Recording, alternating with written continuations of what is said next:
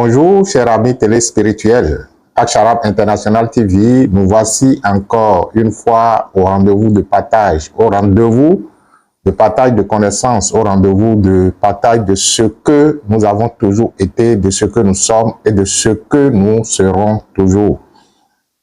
Bienvenue sur cette nouvelle capsule qui, naturellement, va permettre à notre conscience de s'ouvrir à une autre dimension, à un autre paradigme.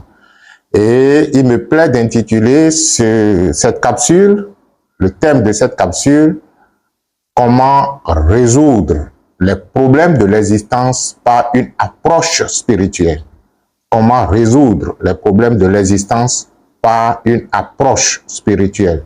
Je pourrais aussi dire comment régler les problèmes de l'existence avec Dieu, comme nous entendons à appeler la pure spiritualité, le pur spirituel, comme nous entendons à l'appeler l'omniscience, l'omniprésence et l'omnipotence. Je pourrais donc dire comment régler les problèmes de l'existence avec Dieu. Et cette capsule, je préviens que ce n'est pas pour tout le monde. Ce n'est pas pour tout le monde parce que tout le monde ne pourra pas véritablement se donner le courage et la force de faire le travail que je vais vous demander. Et bizarrement, si quelqu'un ne le fait pas à cette incarnation, il le fera à une autre. Ça, c'est la loi implacable de la vie et de l'existence qui nous oblige d'une certaine façon ou d'une autre à faire ce qui doit être fait. Et si on ne le fait pas à un instant donné, les circonstances de la vie nous obligent à le faire. Donc, ne vous en faites pas. Si ce n'est pas pour vous, au cours de cette incarnation, à la prochaine, vous allez retrouver ça d'une certaine façon ou d'une autre. Même si ce n'est pas à travers la voix de Maurice, ce serait à travers les écrits d'un tel maître ou la voix d'un tel autre enseignant. Ou du moins, votre propre conscience va vous orienter où vous pourriez atteindre ce niveau de résolution des problèmes de l'existence. Il faut d'abord comprendre qu'en fait que lorsque on se retrouve dans l'existant qui est en fait le prolongement de la vie, qui désire alors s'exprimer d'une certaine façon ou d'une autre, c'est ça qui donne l'existant. L'existant est le prolongement de la vie, est la vie en continuité. Lorsque on se retrouve dans l'existence, il est tout à fait naturel que nous soyons confrontés à des défis, que nous soyons confrontés à des soi-disant problèmes, que nous soyons confrontés à des problèmes de l'existence.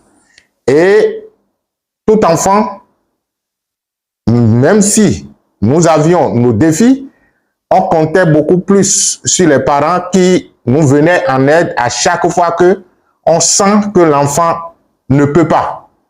Le parent se dépêche alors de lui permettre de traverser ces obstacles pendant que nous avions commencé par faire nos premiers pas. Toutes les fois que faire avancer le pas suivant nous était très difficile, papa ou maman venait en aide et nous soulevait et on continuait également le chemin.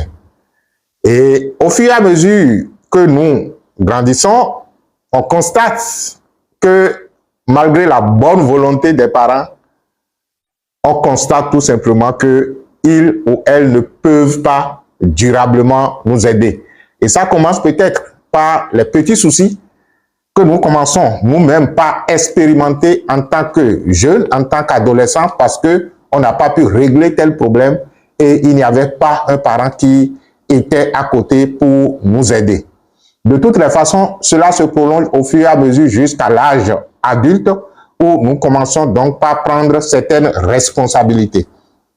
Certaines responsabilités comme quoi s'assumer et pouvoir assurer d'autres personnes. Donc, on cherche du boulot à en avoir et si nous en avons, tant mieux. Même si on n'en a pas, le contexte social nous oblige à commencer par penser à constituer un foyer. Et là encore, on tombe dans le piège et on constate que ce n'était pas aussi le bonheur souhaité que nous avons retrouvé quand on s'est constitué en ménage, en foyer. De toutes les façons, vous allez constater, si vous avez déjà fait un certain nombre d'années sur cette terre et que vous avez passé votre âge d'innocence, votre âge d'enfance, vous allez constater que chaque jour que Dieu fait, chaque jour que l'univers fait, les défis ne manquent pas. Et que si un est résolu, un autre se pointe à l'horizon. Et si deux sont résolus, trois autres se pointent à l'horizon. Et que la résolution même d'un défi constitue en même temps un autre problème qui surgit. Lorsque vous n'aviez pas d'emploi, c'était le défi à soulever, à relever du moins. Et quand cela a été relevé et que vous avez trouvé un job, le job lui-même constituait déjà un défi à relever, constitue déjà encore un problème parce qu'il fallait se lever tôt et aller et revenir tard encore à la maison. Cela veut dire que vous avez créé déjà encore un autre problème à la maison qu'il faut régler, encore que le boulot lui-même affiche assez de problèmes à régler au fur et à mesure. Lorsqu'on n'avait pas de femme et qu'on voulait avoir une copine, on en avait passé les premiers instants où on s'embourrachait.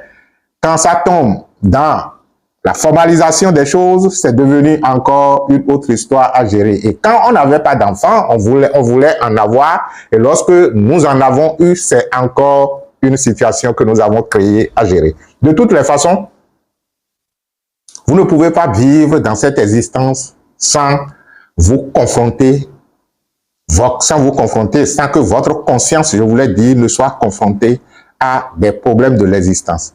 Alors, comment régler alors chaque défi tout en s'éveillant? Comment régler chaque problème tout en raffinant sa conscience? Comment faire de la résolution de ces problèmes existentiels une joie au quotidien? Ah oui, une joie au quotidien. Je me rappelle qu'il nous avait été enseigné que à une certaine dimension ou à un certain degré d'initiation, lorsque un problème tombe sur la tête d'un maître et qu'il finit de régler, il reste tranquille et il dit le prochain. C'est-à-dire qu'il finit de régler une situation et il dit quelle est la prochaine situation à régler. Donc c'est devenu alors un jeu, c'est devenu alors disons de l'amusement, de telle sorte que avoir des problèmes et les régler, c'est justement ce qui vous fait avancer dans la vie. C'est ce qui vous ouvre la conscience. C'est ce qui permet à votre conscience d'atteindre encore une dimension assez élevée. C'est ce qui vous permet d'atteindre un degré de connaissance de vous-même et de la nature à une dimension encore plus élevée. Je suppose un instant que vous avez une soi-disant, disons, affection, une maladie que vous êtes en train de solutionner. Voilà la vraie, disons, le vrai thème, solutionner, que vous avez un problème de maladie que vous êtes en train de solutionner et qu'un jour, vous êtes arrivé à solutionner ce problème. Lorsque vous êtes arrivé à solutionner donc ce problème, cela vous donne quoi? Ça donne que vous avez une certaine connaissance par rapport à la gestion d'une telle situation, par rapport à la gestion d'un tel problème, et vous allez donc naturellement permettre à d'autres personnes, par votre degré de connaissance que vous avez atteint, vous allez permettre à d'autres personnes donc de solutionner de telles situations dès lors que cela se présente à vous, à eux. Cela veut dire que ce que vous avez expérimenté, qui finalement est devenu solution, n'est plus pour vous, mais c'est mis à la disposition de l'univers, c'est mis à la disposition de l'humanité pour que l'humanité s'en serve. Et c'est justement ce qui doit être. Lorsque une certaine conscience atteint un niveau donné d'elle-même, cela se répand dans la vie, cela se répand dans l'existence et ça permet à d'autres consciences d'en jouir. Ce que je voudrais dire tout simplement, c'est lorsque vous voulez régler un problème de la pure façon que possible, de la pure, disons, en utilisant la connaissance spirituelle, en mettant, disons, en vous permettant justement à la conscience universelle de s'insinuer en vous, voilà le thème, en laissant la conscience universelle, en laissant la vie s'insinuer en vous et d'être la solution, cela demande une autre approche de résolution. De façon classique, qu'est-ce que nous faisons? Lorsque nous avons une situation que nous sommes en train de gérer, lorsque nous avons un défi, lorsque nous avons un problème que nous voulons régler, qu'est-ce que nous faisons? La première approche, c'est justement d'en faire un souci.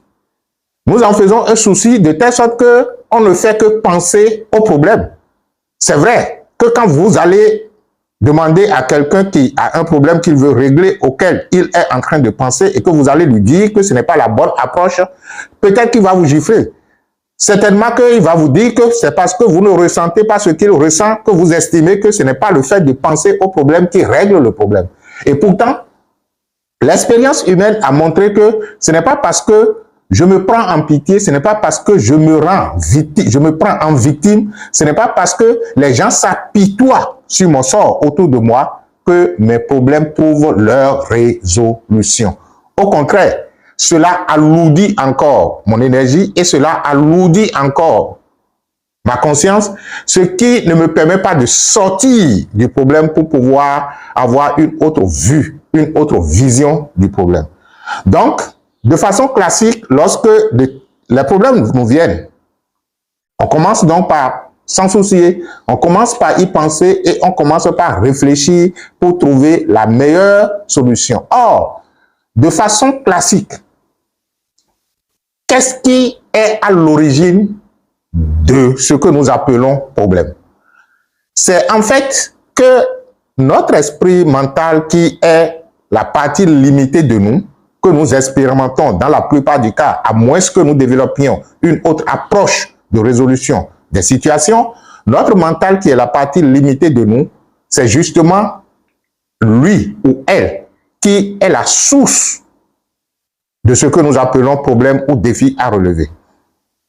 Parce que il n'y a que quelque chose qui est en train de se passer. Mais ce qui est en train de se passer, moi, j'accorde de la lourdeur à ça en y pensant comme un problème.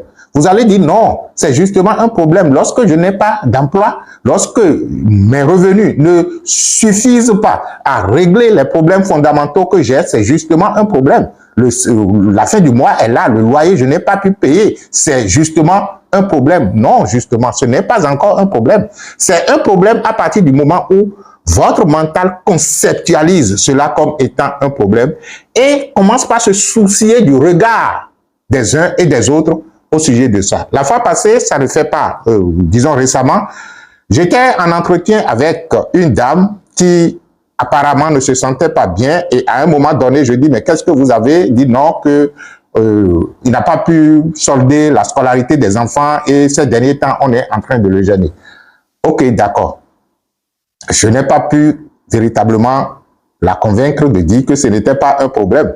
De toutes les façons, 3 ou 4 jours après, on s'est encore eu un entretien téléphonique et je lui ai dit comment tu as pu gérer la situation. Elle a dit, elle est allée s'excuser et les enfants ont repris les classes.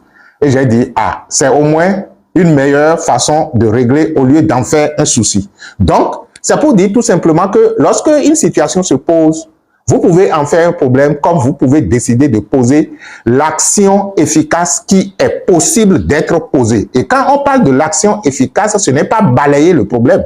C'est justement faire ce qui doit être fait pour permettre à la vie de continuer à s'expérimenter et à vivre.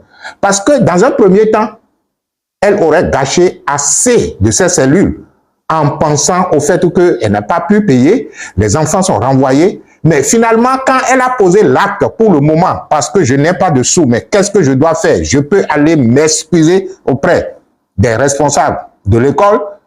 Les enfants ont repris.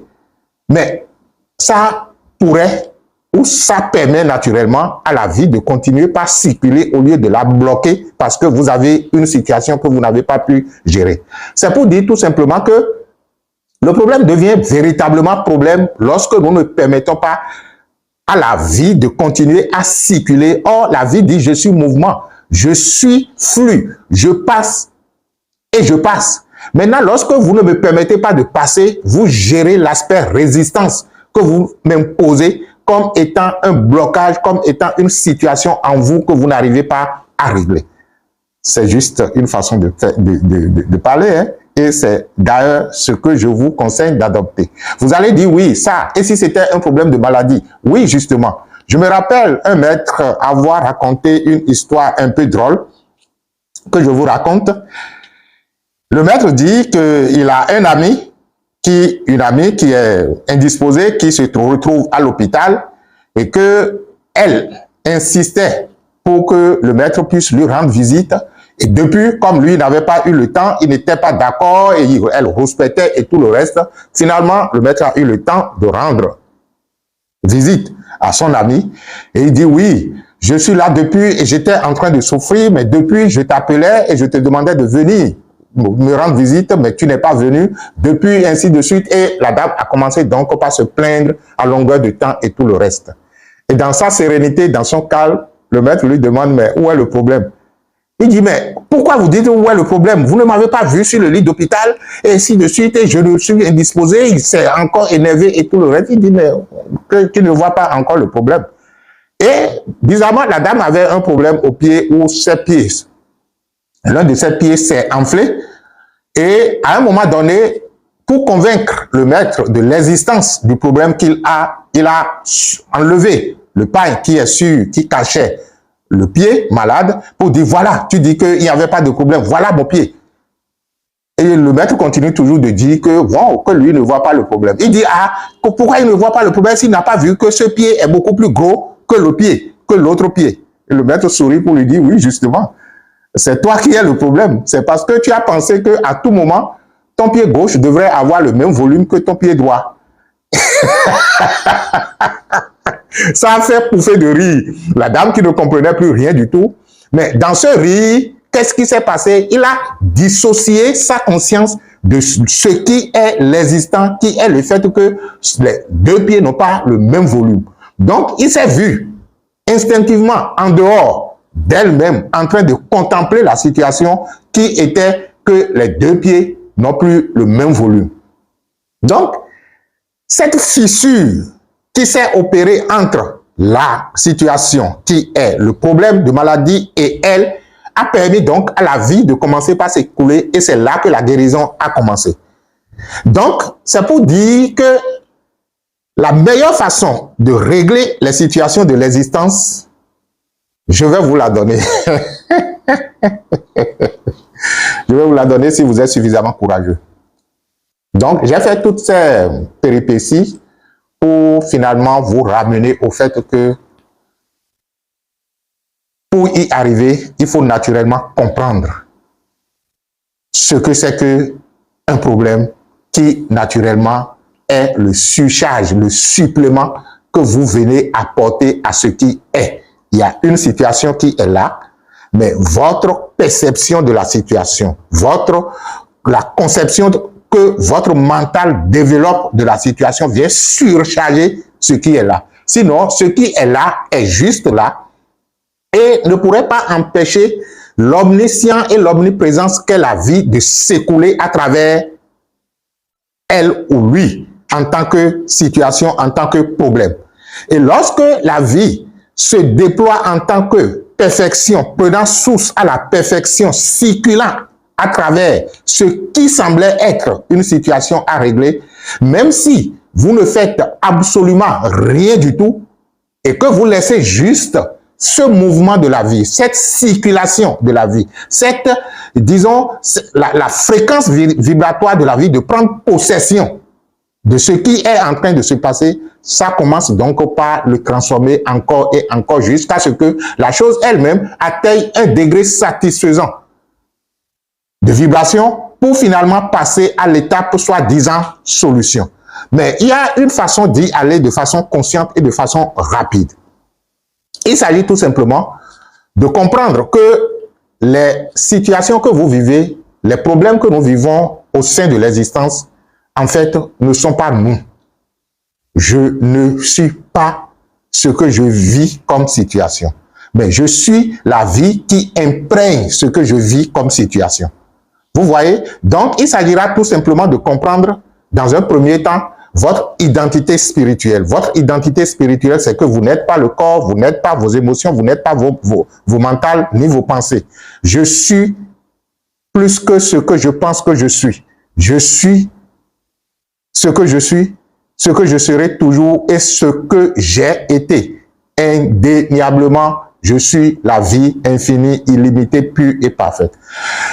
C'est vrai que c'est facile de chanter, c'est facile de le dire, mais lorsque on doit aller à la prise de conscience de cela en face des situations, c'est un peu difficile. C'est pourquoi justement, il faut se donner des moments de méditation. Des moments de méditation qui consistent à faire quoi? Lorsque j'ai une situation que je veux régler, je dois d'abord partir naturellement de ces soi-disant notions de karma qui veut dire que c'est moi qui, c'est-à-dire que toute action engendre une conséquence et la conséquence que je vis actuellement a été naturellement, disons, à une cause dans le passé qui est de façon classique l'ensemble des attitudes, comportements et pensées que j'avais développées de par le passé qui se sont cristallisés pour donner naissance à cette disons à ce problème. Là, c'est bon. Si on ne fait pas attention, et généralement ceux qui développent cette approche qui n'est pas aussi une fausse approche que ça, si vous ne faites pas attention, vous allez tomber dans la procrastination qui consiste à ne mener aucune action et vous allez rejoindre facilement les religieux qui pensent que c'est mon péché, donc je dois rester, je dois vivre. Vous ne pouvez pas rester indéfiniment à vivre un péché. Vous ne pouvez pas rester indéfiniment dans un processus karmique et qui vous oblige à y rester. Rappelez-vous du 6e principe de l'univers qui dit, quel que soit ce qui ne va pas avec un individu, il est le seul et unique responsable du maintien. L'unique responsable du maintien de cette situation. Donc, justement, que c'est vous qui maintenez la situation telle. C'est pourquoi on a dit que vous êtes l'unique responsable. Que la chose advienne, ok, d'accord, c'est vous qui en êtes le créateur. Mais que cela continue toujours à être un problème non résolu, vous en êtes responsable. Donc, l'univers se décharge absolument de la non-résolution de vos problèmes. La vie se décharge absolument de la non-résolution de vos problèmes et dit que vous êtes le seul et unique responsable qui fait que la situation que vous vivez est maintenue telle.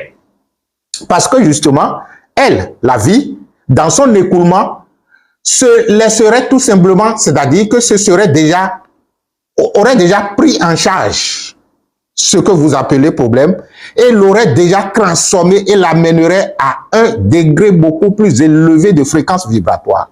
Donc, si entre-temps, vous, avec votre poids mental, vous avez la possibilité de vous soustraire de la superposition que vous avez fait sur le soi-disant événement, la vie l'aurait déjà pris en charge. Et si la vie le prenait en charge, ça le conduirait naturellement à la solution ultime qu'est la vie. Et la vie, c'est la sérénité. La vie, c'est la paix. La vie, c'est la joie. La vie, c'est l'abondance. La vie, c'est la santé infinie et illimitée parce que la vie ne peut pas justement tomber malade.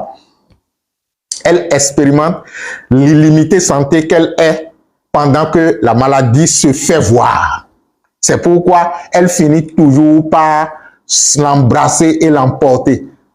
Dans nos traditions, vous allez constater que si quelqu'un n'arrive pas à solutionner un problème de maladie et que finalement, il trépasse, si la personne décède, on dit tout simplement que la maladie est résolue, est définitivement résolue. Parce que pour la première fois, la personne se retrouverait au moins de l'autre côté sans être malade, si elle est bien sûr suffisamment instruite. Ce que je nous demande, c'est ceci. Donc, lorsque des situations comme ça se posent à vous, il faut avoir l'intelligence de vous dissocier de la situation. C'est-à-dire que votre conscience doit se dissocier de l'événement. Comment une conscience peut-elle se dissocier d'un événement? C'est lorsque la conscience prend conscience, c'est-à-dire que je constate tout simplement que je suis là et qu'il y a telle situation qui est en train d'être vécue. je suis là, me voici. Et voilà la situation que une partie de moi vit. Moi, l'infini et l'illimité, une partie de moi est en train de vivre une situation comme je pourrais appeler situation de maladie, situation de sous-emploi, situation de pénurie, situation ainsi de suite. La plupart des problèmes que vous avez, un conflit que je n'arrive pas à gérer. Donc, lorsque je viens à ce niveau de prise de conscience, j'en fais alors un outil de méditation. Et la meilleure façon pour y arriver, c'est d'abord de reconnaître que dans un univers où l'unité est une et indivisible, l'unité ne peut pas s'auto-punir. Dans un univers où l'unité est une et indivisible, l'unité ne peut pas s'auto-punir. C'est comme si la vie décide de se punir elle-même. C'est comme si la vie décide de se mettre en souffrance alors que la vie s'appelle l'amour. Ça s'appelle unité. Ça s'appelle je suis un, je suis une et indivisible. Donc, lorsque je comprends cela et que je sais, et si entre-temps j'étais croyant, je dirais tout simplement que dans son omniscience et dans son omniprésence, Dieu a déjà occupé tous les espaces dont moi qui suis quelque part dans un espace donné. Donc, je permets alors à ce flux universel de passer par moi dans son aspect impersonnel. Et pendant que ce flux universel passe par moi dans son aspect impersonnel, je commence donc par m'identifier à ce flux qui est en train de passer par ici. Cela va se passer au-delà de votre mental ou si vous avez déjà commencé par pratiquer les exercices de méditation, par exemple sur le souffle qui est la respiration consciente ou l'exercice de méditation qui est la conscience du corps, vous allez constater que ce flux universel qui est en train de passer par ici se mélange à votre souffle sur lequel vous avez porté votre attention qui va et qui vient ou se circule à travers votre corps sur lequel vous avez porté votre attention en ce moment-là au cours de la dite méditation. Donc, vous allez vous voir double. Vous allez voir qu'il y a un flux universel qui circule, qui en fait est vous sans être vous. Et pendant ce temps, il y a le problème qui en fait est en train d'être ruminé dans votre mental. Lorsque vous parvenez à ce niveau, vous devez vous poser la question suivante. En tant que ce flux universel, si entre-temps moi, je n'existais pas pour imposer une séparation dans ce flux universel et que ce problème entre-temps voguait à la surface de ce flux, de ce courant universel, mais quelle est la raison d'être de ce problème? Pour justement le flux universel. Ce n'est plus vous. Au fait, vous commencez par dépersonnaliser votre problème. Et vous le laissez être une situation que le flux universel se charge de régler. Quand vous arrivez là et que vous commencez par demander à vous-même la raison profonde, le pourquoi de ce problème, ce qui se passe généralement, c'est que vous allez commencer par avoir des intuitions. Vous pourriez comprendre l'existence karmique du problème. Ça, c'est peut-être le premier palier que vous allez développer. Ça vous permet de reconnaître une fois encore votre responsabilité dans la situation parce que dès lors que on vous montre, le maître intérieur vous affiche votre responsabilité karmique dans l'existence du problème, vous ressentez alors que vous en êtes véritablement à l'origine. Ça, c'est peut-être le premier palier. Le second palier qui est la résolution du problème ne dépend naturellement pas de vous parce que ça surgira tout simplement et vous allez constater que, bon, ce n'en est pas un problème et que c'est justement la solution qui est absolue. Donc,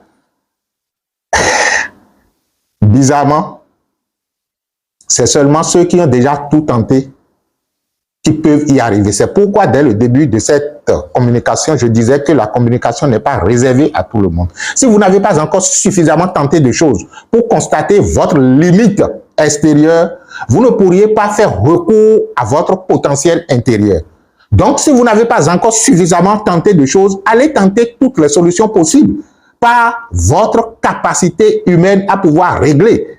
Et quand vous auriez pu terminer toutes les tentatives, quand vous auriez terminé toutes les approches de solutions du point de vue humain, vous allez revenir maintenant à la solution universelle qui consiste donc à demander et à savoir le pourquoi, je vais dire la cause divine. Quand la cause karmique sera évacuée, je vous ai dit que ce sera la première solution que vous aurez, ou du moins la première, et je vais dire quoi, la première réponse que vous aurez dans le processus. Quand la cause karmique sera évacuée, vous allez aborder le pourquoi divin. Pourquoi l'unité qu'est la vie? Pourquoi l'unité qu'est Dieu? Pourquoi l'amour qu'est l'unité se donnerait le vilain plaisir d'inventer un tel problème, une telle histoire? C'est comme, en comparaison, vous avez un océan dont le fond est totalement calme et cool. Et pourtant, à la surface, les vagues bougent. Le problème, c'est que les êtres humains oublient que, avant même que ce qui donne l'existence aux vagues, ce qui donne aux vagues leur existence, c'est justement l'entièreté de l'océan. Et que les problèmes ou les vagues à la surface de l'océan n'empêchent pas l'océan d'être calme et cool, à une profondeur assez importante. Cela veut dire que dès lors que je commence par prendre conscience de ce calme, de cette paix intérieure, de cette sérénité à l'intérieur de moi, malgré les tumultes qu'engendre le soi-disant problème dans mon mental, ce dont j'ai conscience commence par prendre de l'espace. On dira l'énergie coule là où l'attention va. Entre-temps, mon attention était accordée aux vagues. Et je pensais qu'il n'existait que les vagues. Maintenant, je commence par accorder mon attention à la sérénité et à la paix au-dessous donc de ces vagues. Et c'est à ça là que j'accorde encore et encore mon attention. Les vagues ne m'intéressent plus parce que je les avais déjà tellement expérimentées et elles ne m'ont pas accordé la paix. Je retrouve alors une certaine sérénité en dessous des vagues et je vais me cacher s'il le faut là. Je reste là encore et encore. Et je dis, mais comme ici est doux, et pourtant, l'extérieur est tumultueux. Mais pourquoi as-tu permis à l'extérieur d'être aussi tumultueux que ça? S'il te plaît, permets-moi de te porter à l'extérieur. Lorsque vous rentrez dans de telles communications avec vous et vous-même à l'intérieur de vous, je vous assure, vous allez passer du temps sans savoir que vous avez passé du temps avec vous. Vous allez passer peut-être 1 heure, 2 heures, assis, tout simplement, à vous délecter, à délecter l'infini de vous. Et vous n'aurez plus envie de revenir. Et au fur et à mesure que vous vous habituez à cette profondeur, à ce calme intérieur, à cette paix intérieure, à cette sérénité intérieure, les vagues commencent par s'apaiser parce que vous ne les nourrissez plus. Vous ne les nourrissez plus de votre énergie. Et au fur et à mesure que les vagues s'apaisent, la vie s'impose royalement. Au fait, c'était toujours elle. Mais elle a décidé tout simplement de jouer à un jeu de tumulte pour se dire, ben, malgré les tumultes, je suis toujours l'indéniable paix qu'on ne peut troubler. Je suis l'infini et l'illimité. Et dès lors que votre conscience arrive à s'identifier à cette paix intérieure, à cette sérénité, vous vivez votre divinité et vous comprenez alors le pourquoi des tumultes de la surface. Vous comprenez pourquoi les vagues devront exister. Les vagues existent pour permettre à l'immensité qu'est la paix de dire « me voici toujours être l'absolument l'absolu ». Voilà l'approche que je vous propose. C'est à vous d'en faire une méditation. Je n'ai pas une méditation, disons, à décrire. Je vous ai énoncé les principes, je vous ai aidé à retrouver votre sérénité intérieure et à partir de cette sérénité intérieure, vous approchez maintenant les soi-disant situations en leur nourrissant de votre sérénité.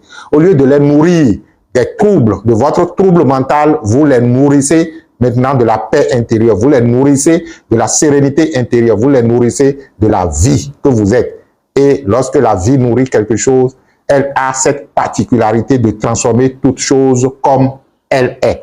C'est ce que l'autre disait, vous allez créer à votre image et à votre ressemblance. Nous créons toujours à notre image et à notre ressemblance. Et si on s'unit à la vie, notre création serait alors à l'image et à la ressemblance de la vie. La paix, la perfection. Vous allez régler les problèmes les plus difficiles. Votre conscience va s'ouvrir. Vous allez ouvrir les fenêtres de votre chambre et vous permettrez donc à la lumière du soleil d'y pénétrer et de vous éclairer. Vous permettrez à l'air de pénétrer dans votre chambre, d'aérer votre chambre intérieure et de trouver donc, de vous faire voguer sur l'espace infini de la conscience. Je vous aime dans cette unité que je ressens à travers vous, que les bénédictions soient.